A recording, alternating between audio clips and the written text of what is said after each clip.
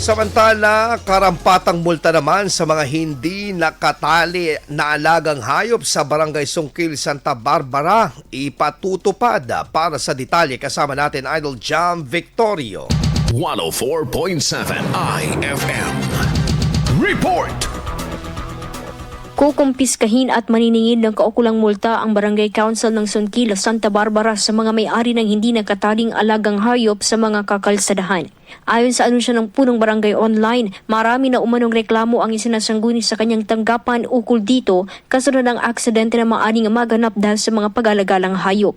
Bagaman hindi umano pinagbabawal ang pag-aalaga ng anumang hayop, mayroon na umano ipinatutupad na ordinansa ang barangay at memorandum mula sa iba pang law enforcement agencies ukol dito. Giit ng opisyal na asikasuhin upang hindi pag-alagala ang mga alagang hayop sa mga kakalsadahan upang hindi maiwas ang makaperwisyo sa ibang residente at kabahayan.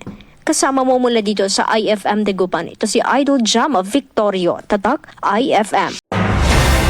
IFM News. IFM News. IFM News.